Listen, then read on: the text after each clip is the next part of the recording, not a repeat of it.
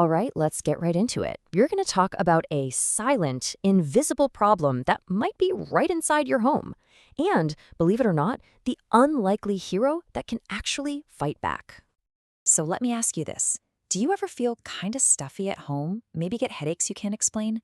We worry so much about the pollution outside, but what if the bigger issue is actually inside our own homes? And the sources of this pollution are things we use every single day. We're talking about the cleaners under your sink, the varnish on your coffee table, even your hairspray. They all release these invisible chemicals. They're called volatile organic compounds, or VOCs for short, and they get trapped in the air around us. Now get ready for this number because it's a shocker. According to studies by the EPA, the air inside your home can be up to 100 times more polluted than the air outside. That's crazy, right?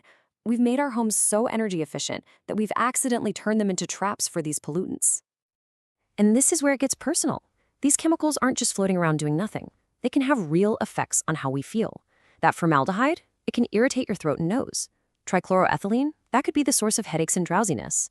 So this isn't some abstract problem. It's about our day-to-day health. Okay, enough doom and gloom about the problem. Let's talk about a solution, and it's a green one. We're about to meet a plant that's so tough, it's basically a superhero for anyone who swears they have a black thumb. Say hello to Sansevieria. You've definitely seen this plant before. It's got those cool, stiff, sword-like leaves. But its real superpower? It's resilience. This is, and I mean this, the definition of a set-it-and-forget-it kind of plant. It actually loves being left alone. And it has a ton of nicknames. You've got snake plant because of its patterns. Then there's the cheeky one, mother-in-law's tongue, probably because the leaves are so sharp. Some people even call it the good luck plant. It's a plant with a real personality. And this right here is its claim to fame. Seriously, if you live in an apartment with not so great light, or if you're just a bit forgetful with watering, this is the plant for you. It's basically built to survive where most other plants would just give up. But being tough is just half the story. Now we're going to see how this plant goes from just looking good to actually making your home healthier. This is where the Sansevieria really starts to show off. And look, this isn't just some gardener's tale. This is backed by serious science. We're talking about NASA. Yeah, that NASA. They did a huge study to find ways to clean the air on space stations, and guess what? The snake plant was one of the absolute best performers. If it's good enough for astronauts, it's definitely good enough for us. So what's it actually doing? Well, it's like a tiny living air filter. It actively pulls some of the most common and nasty toxins right out of the air, chemicals like formaldehyde, benzene, and xylene. It literally sucks them in through these tiny pores on its leaves. Okay, now this is the snake plant's secret weapon. Check this out. Most plants release their oxygen during the day, but the snake plant uses this special process called CAM photosynthesis, which means it does its work at night. It's absorbing carbon dioxide and pumping out fresh oxygen while you're fast asleep. So what's the bottom line for you? It means the snake plant is the absolute perfect roommate for your bedroom.